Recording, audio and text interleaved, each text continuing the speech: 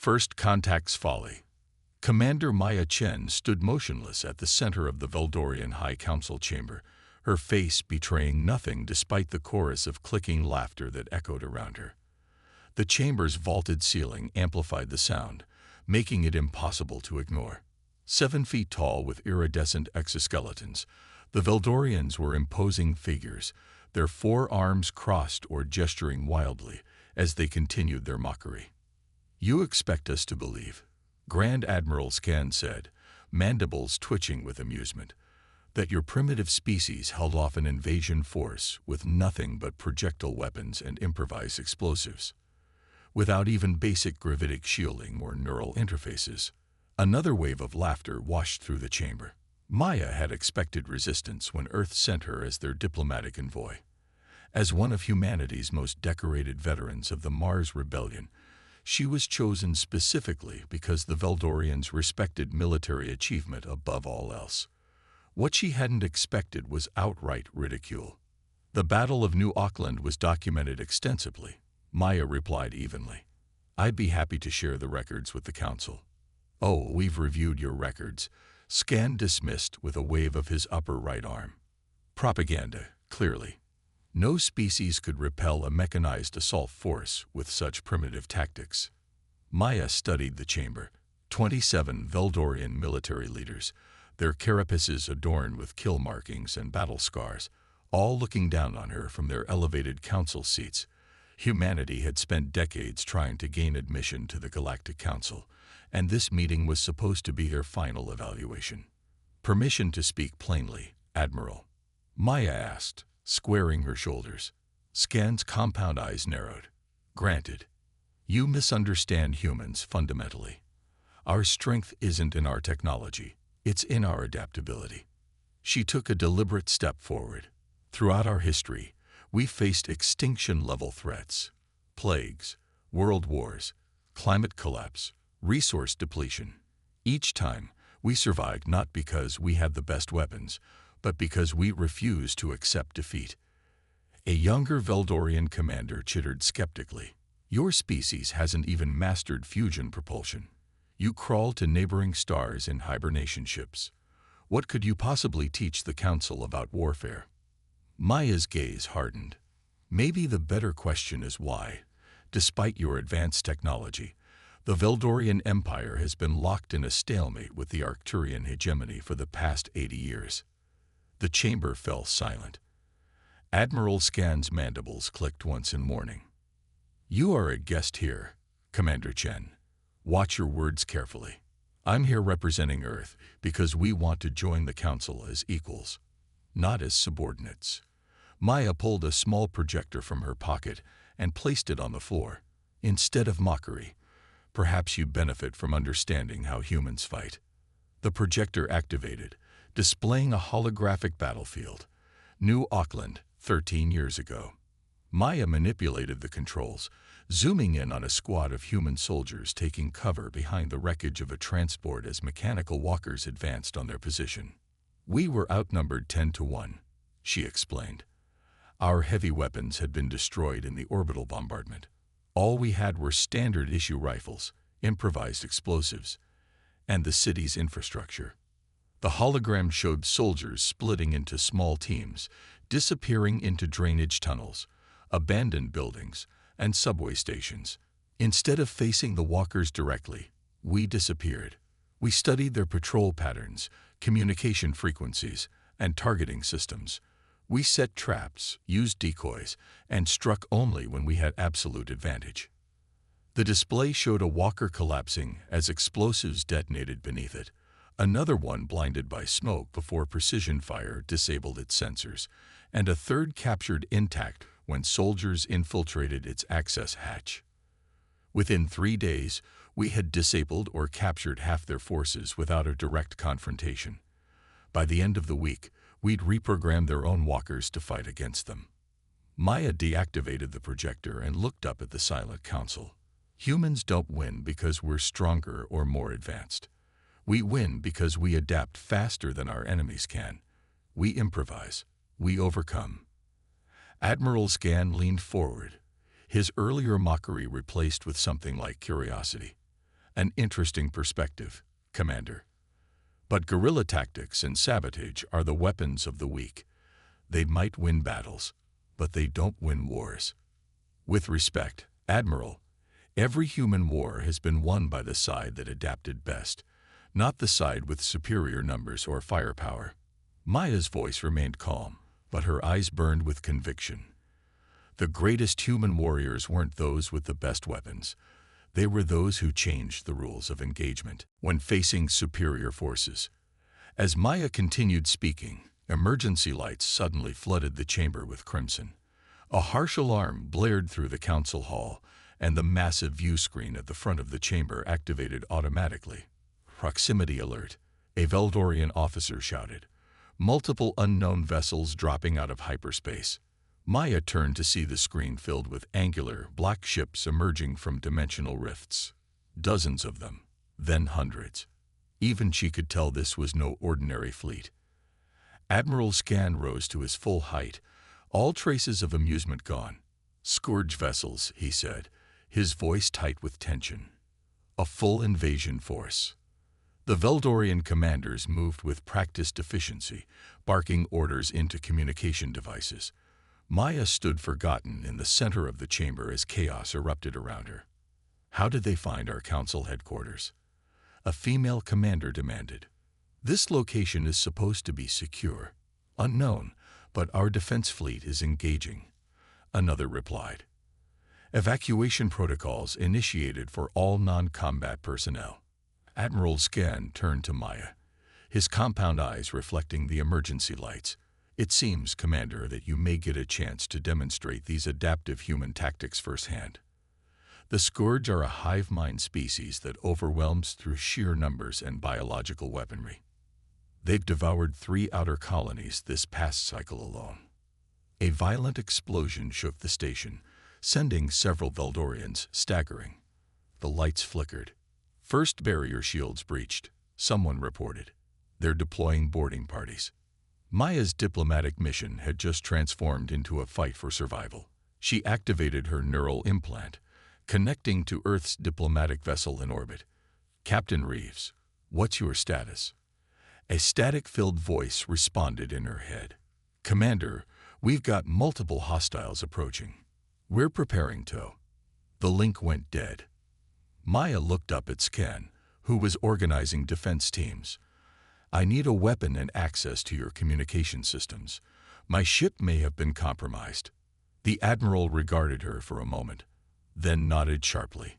Arm the human, he ordered, and prepare for close-quarters combat. The Scourge will be in these halls within the hour.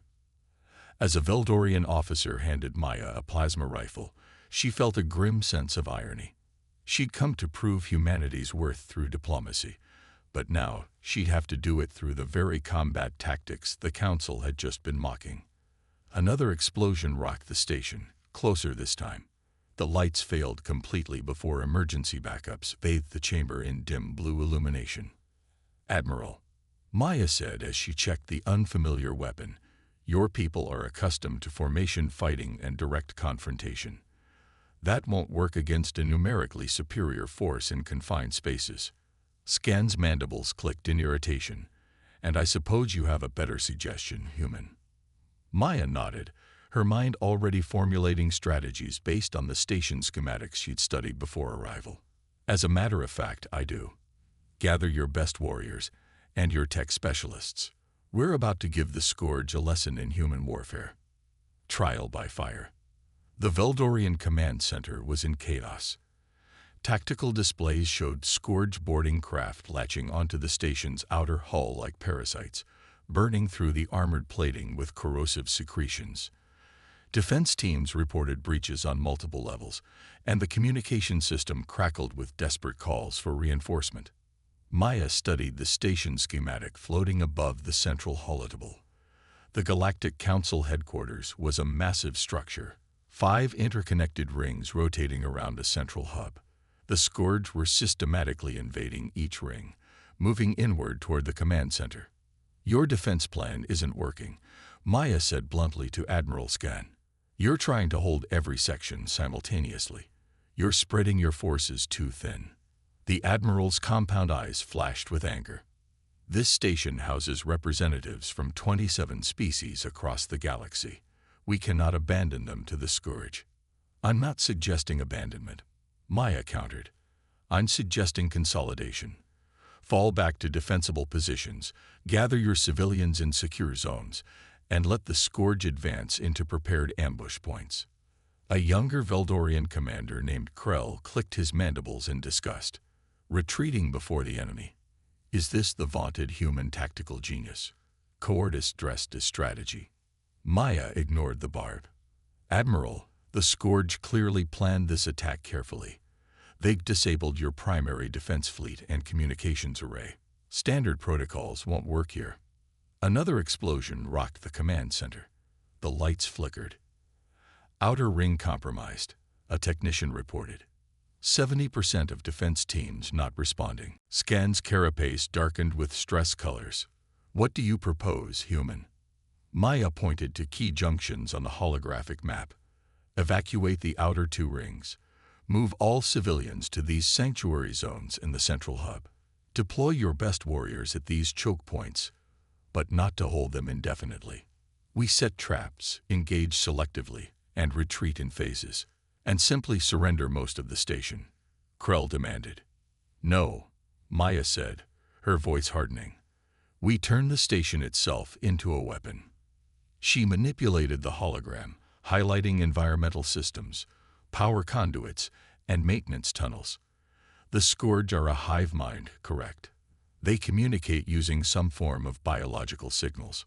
Admiral Scan nodded slowly. Pheromones and subsonic frequencies. Our jammers have limited effect. Then we don't try to jam them, Maya said. We feed them false information. Your environmental systems can be modified to distribute synthesized scourge pheromones. We can literally tell parts of their forces to go where we want them. For the first time, interest flickered in the Admiral's eyes. An unconventional approach. Additionally, Maya continued, these maintenance tunnels run throughout the station.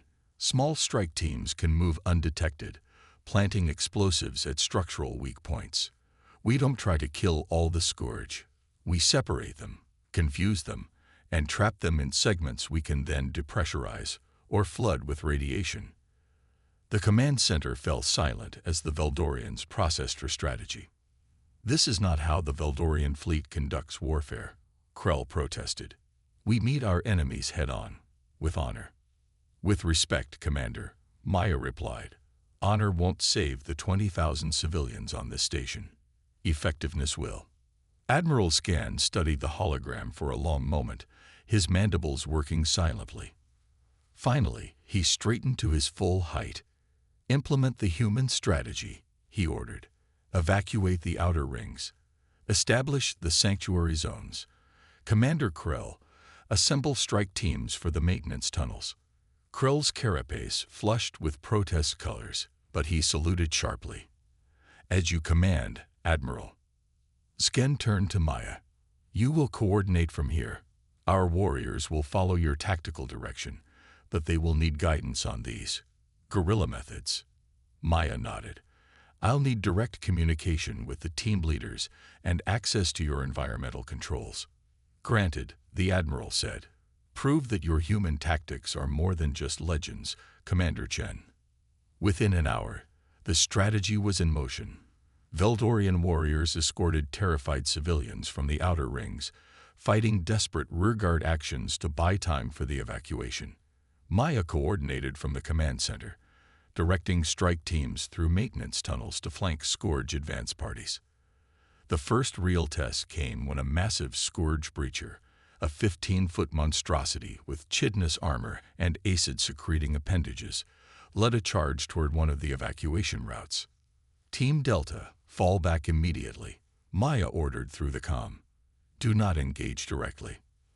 On the tactical display, she watched as the Veldorian team retreated, drawing the Scourge breacher and its drone soldiers into a narrow corridor. Atmospheric controls, release sequence alpha in section 42B, Maya commanded. The environmental officer complied, flooding the corridor with synthesized pheromones.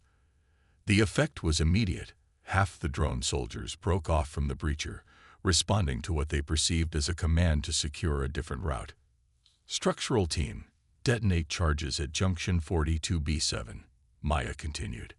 An explosion rippled through the station. On the display, the corridor ceiling collapsed, separating the breacher from its remaining drones. Now Team Delta, re-engage the isolated drones with crossfire from maintenance access points. The Veldorian warriors, initially skeptical, executed the maneuver perfectly. Caught in a crossfire from concealed positions, the Scourge drones fell quickly. Team Epsilon, the breacher is isolated. Deploy the plasma net, the specialized weapon, hastily adapted from the station's reactor containment systems, engulfed the massive creature in a web of energy that bypassed its armor, cooking it from within. Admiral Scan watched the tactical display with growing amazement. 3 teams just eliminated a breacher party with no casualties, he said quietly. Our standard protocol would have cost at least a dozen warriors. Maya didn't respond, already focusing on the next threat. The Scourge are adapting, she noted, pointing to new movement patterns on the display. They're sending smaller, faster scouting parties through the ventilation systems. How do we counter? Scan asked, all previous mockery gone from his voice. Maya smiled grimly. We were counting on that. Initiate Phase 2. Throughout the station, Veldorian tech specialists activated modified environmental sensors, creating a 3-dimensional map of all biological entities moving through the ventilation system. Simultaneously, engineering teams rerouted coolant from the station's fusion reactors. Seal off ventilation blocks 17 through 43, Maya ordered. Flood them with supercooled plasma waste. The temperature in those sections dropped to near absolute zero in seconds. The biological signatures in the ventilation system winked out one by one. In the command center, even Commander Krell was watching Maya with newfound respect. The human uses the environment itself as a weapon, he observed. No wasted resources, no unnecessary engagements. This is how we fought on Earth, Maya explained, not taking her eyes off the tactical display. When facing superior forces, you don't try to match their strength. You make their strength irrelevant. For 6 brutal hours, the battle continued. The Veldorians, quick learners by nature, adopted Maya's unconventional tactics with increasing skill. Strike teams moved through maintenance tunnels like ghosts, planting explosives, isolating Scourge groups, and eliminating them with minimal engagement. But the Scourge were adaptive too. Each successful tactic worked fewer times before they developed countermeasures. And despite their efforts, the invaders were still pushing deeper into the station, steadily approaching the central hub where thousands of civilians huddled in designated sanctuary zones. We're delaying them, not stopping them, Krell noted grimly as another defensive position fell. Maya nodded, fatigue evident in her posture. Delay is all we need. Earth received my distress call before communications went down. A human battle fleet is en route. Admiral Scan looked up sharply. Your species has a battle fleet within response range of Council headquarters. That information was not shared with us. Just as the location of your headquarters wasn't supposed to be known to the Scourge, Maya countered. We all keep secrets, Admiral. The difference is, our secrets are coming to save you. Before Skin could respond, a Veldorian technician called out in alarm. New breach in the 3rd ring. Scourge forces have deployed some kind of biological weapon.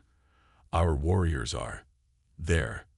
The tactical feed showed Veldorian defenders collapsing, their bodies convulsing as microscopic parasites invaded their respiratory systems. Seal that entire section. Scan ordered. Deploy incendiary countermeasures. No, Maya countermanded. Those parasites are airborne. Incendiary deployment will just spread them through the ventilation system. She studied the schematic, mind racing. We need to think like humans now. What do we have that they don't expect? Her eyes settled on the station's massive water reclamation system. There, she said, pointing. Reroute all water reserves to that section. Flood it completely. The environmental officer looked to scan for confirmation. The Admiral hesitated only briefly before nodding.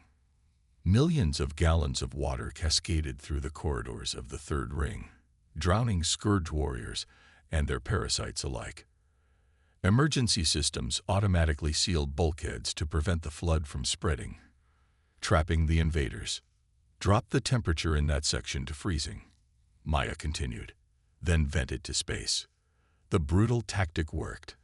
An entire Scourge assault force was eliminated, bought at the cost of a section of the station that would require massive repairs, if they survived at all. In the command center, Maya swayed slightly, exhaustion catching up with her after hours of continuous combat coordination. A Veldorian medic approached with stimulants, but she waved them away. "Save those for your warriors," she said. "How much longer until the inner defensive perimeter is ready?" 2 hours, Krell reported, but the Scourge will reach the central hub before then. Maya studied the tactical display, noting the concentration of Scourge forces preparing for a final push. Their adaptive hive mind had recognized the sanctuary zones as the defenders' priority and was massing accordingly. "Then we need to change the game again," she said quietly. "Admiral, I need your 12 best warriors, all the explosives we can spare, and access to a maintenance craft." Scan's compound eyes fixed on her with sudden intensity. "You're planning something suicidal, aren't you, human?" Maya's tired face broke into a grim smile. "Not suicidal, just very, very human." The turning tide. The maintenance craft was little more than a glorified utility vehicle, boxy, unarmored, designed for external hull repairs rather than combat. Maya sat in the pilot's seat, familiarizing herself with the alien controls as the 12 Veldorian warriors crowded into the cramped cargo area behind her. Commander Krell, who had insisted on joining the mission, crouched beside her in the co-pilot's position. "This plan is insanity," he muttered, helping her bypass the craft's safety protocols. "Even by human standards, insanity is continuing to fight a losing battle the same way," Maya replied. "Activating the craft's external maintenance arms. The Scourge expect us to keep defending. They don't expect us to attack." The small craft detached from its docking bay and maneuvered along the exterior of the station.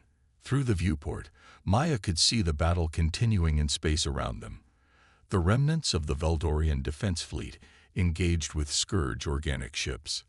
Both sides were too focused on their engagement to notice one small maintenance vehicle drifting along the station's hull. "There," Maya said, pointing to a massive Scourge command ship attached to the station's third ring. The monstrous vessel resembled a bloated tick, its organic hull pulsing with bioluminescent patterns. "That's their central coordination node. All Scourge forces inside the station are receiving directions from there." Krell's mandibles clicked nervously. "And your plan is to assault it? With 12 warriors and a maintenance craft?" "Not assault," Maya corrected. "Infiltrate." She guided the craft toward a maintenance airlock near the Scourge ship's attachment point. Using the external arms, she deployed the explosive charges they'd brought, not against the Scourge vessel, but in a precise pattern along the station hull. The Scourge detect threats through biological signatures and energy weapons, Maya explained as she worked. This maintenance craft registers as neither. And these explosives are chemically based, not energy based. They won't trigger biosensors. Krell watched her work with growing appreciation. "You've fought hive mind species before." "On Mars," Maya confirmed. "Different biology, same principles. They focus on the threats they can detect and ignore everything else." Once the charges were placed, Maya guided the craft to the maintenance airlock and sealed against it. The Veldorian warriors readied their weapons, not their standard plasma rifles, but crude projectile weapons hastily manufactured in the station's fabrication bay, loaded with crystallized coolant instead of standard ammunition. "Remember," Maya said as they prepared to board, "no energy weapons, no communication devices. Move in pairs, place your charges at the nerve clusters I've highlighted. then returned to the craft. "We have 20 minutes before the hull charges detonate." The warriors acknowledged with silent salutes, their earlier skepticism replaced with grim determination. Even Krell seemed to have accepted the humans' leadership. "You've earned the right to lead this mission, Commander Chen," he said formally. "We will follow." Maya nodded, then opened the airlock. The interior of the Scourge command ship was a nightmare of organic technology. Pulsing tissues formed walls and corridors, bioluminescent growths provided light, and the air was thick with spores and pheromones. The Veldorian warriors moved with silent efficiency, their centuries of combat discipline showing as they navigated the alien environment.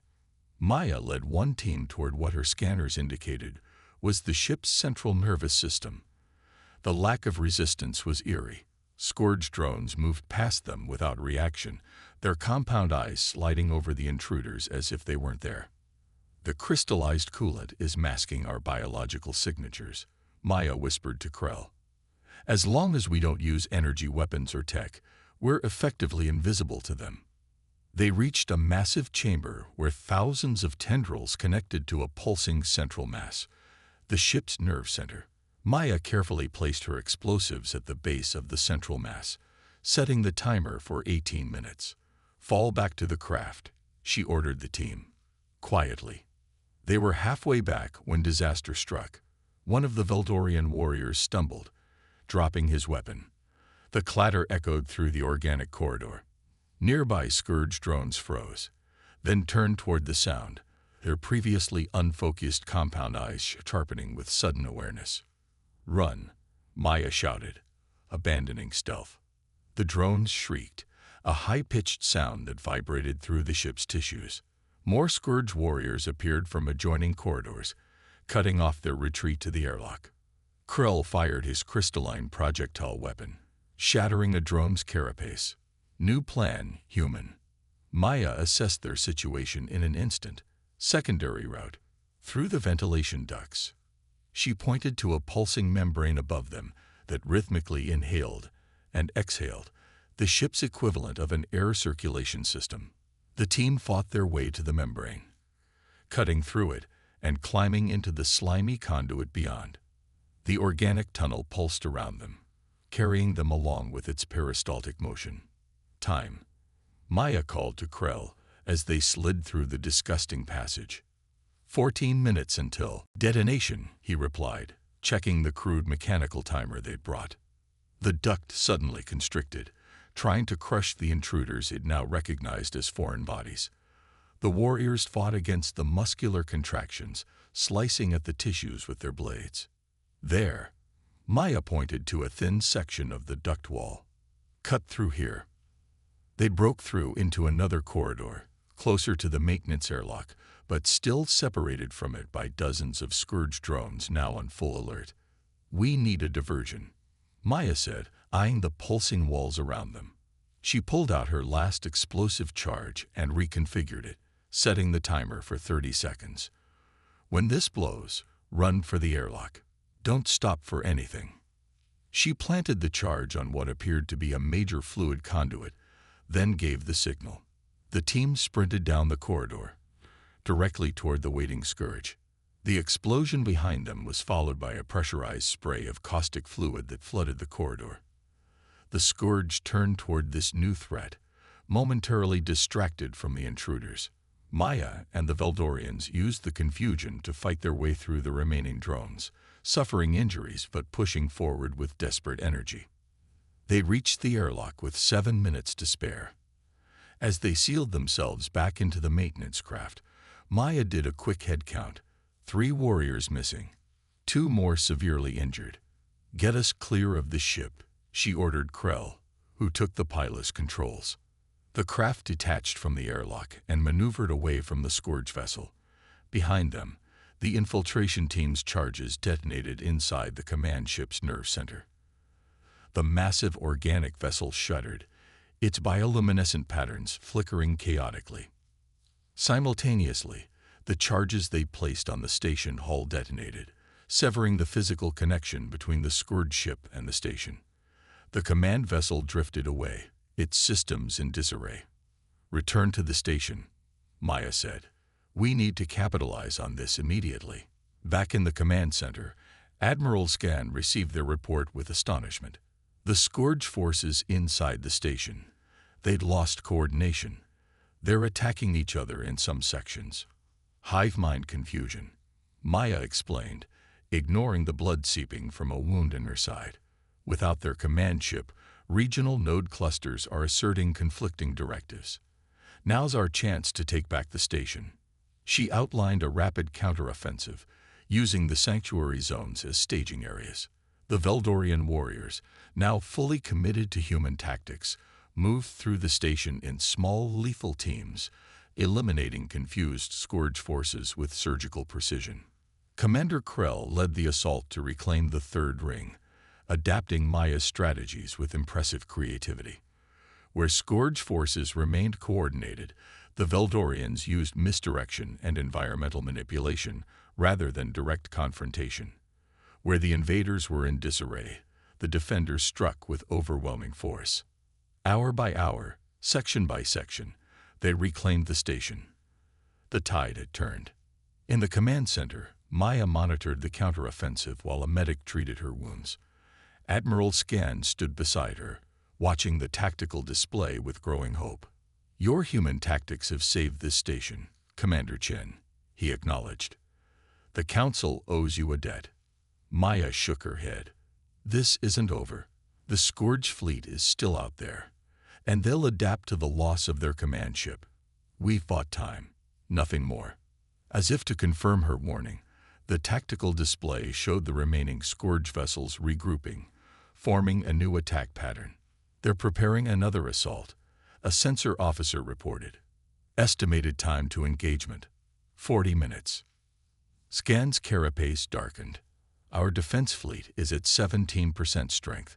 We cannot repel another coordinated attack." Maya checked the time. "We don't need to.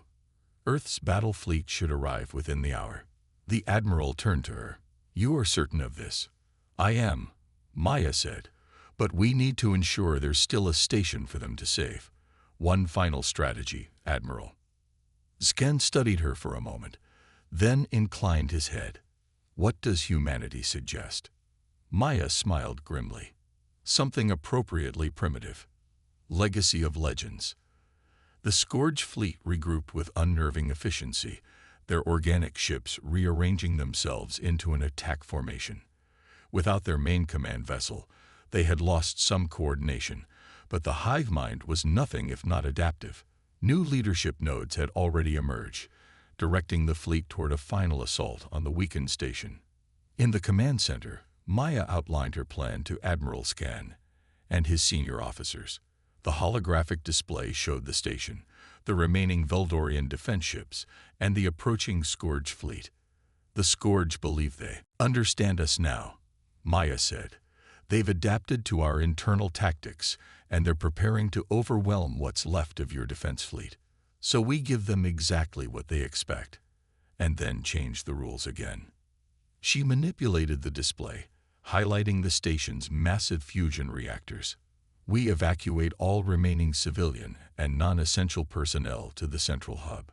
Then we deliberately overload the reactors in the outer rings, not to destroy them, but to create a radiation surge that will appear as a catastrophic failure." "A feigned self-destruction?" Krell asked, his mandibles clicking thoughtfully. "Exactly," Maya confirmed. "The Scourge will detect the energy surge and move in to claim what they think is a dying station. Meanwhile, your remaining defense ships appear to flee, but actually take up positions here, here, and here." She indicated points that would put the Veldorian vessels behind the advancing Scourge. "And then," Scan prompted, "and then we spring the trap. When the Scourge commit to boarding what they think is an abandoned failing station, we bring the reactors back under control, your ships attack from behind, and we activate these." Maya highlighted the station's external defense turrets, weapons that had been disabled in the initial assault. "The engineering teams report those turrets cannot be repaired in time," a Veldorian officer objected. "They don't need to be fully repaired," Maya countered. "They just need to fire once." directly into the Scourge boarding craft when they're attached to our hull. Sken studied the plan silently, his compound eyes unreadable. This strategy sacrifices the outer rings of the station, he noted. The radiation surge will render them uninhabitable for some time. Yes, Maya acknowledged, but the alternative is losing the entire station and everyone on it. The Admiral straightened to his full height. Very well, Commander Chen. We will implement your strategy. He turned to his officers. Begin evacuation procedures. Prepare the engineering teams for controlled reactor overload. Deploy our remaining ships according to the humans' plan. As the Veldorians moved to execute their orders, Maya noticed Commander Krell watching her with an unreadable expression. You have concerns, Commander? She asked. Not concerns, Krell replied slowly. Realizations. When you arrived, I thought your species primitive, your military history irrelevant. Now I see that humanity's greatest strength is precisely what we mockingly dismissed, your adaptability born from millennia of fighting against the odds. Maya nodded. Every human victory worth remembering came when we were outmatched, Commander. It's not the technology that makes the warrior. It's the will to find a way no matter the circumstances. A lesson the Veldorian fleet has apparently forgotten, Krell acknowledged. Until today. The evacuation proceeded with remarkable efficiency, Veldorian discipline merging seamlessly with human strategic flexibility. The station's remaining civilians, representatives from dozens of species, were secured in the radiation-shielded central hub, while engineering teams prepared the controlled reactor overload. From the command center, now relocated to the central hub, Maya watched as the Scourge fleet approached. The remaining Veldorian defense ships executed a convincing retreat, appearing to abandon the station while actually maneuvering into their ambush positions. Reactor surge initiating, an engineer reported. Radiation levels in the outer rings rising to lethal levels. On the tactical display, the energy readings from the station's outer section spiked dramatically. The Scourge fleet reacted immediately, accelerating toward what they perceived as a vulnerable target. They're taking the bait, Scan observed. Boarding craft deploying.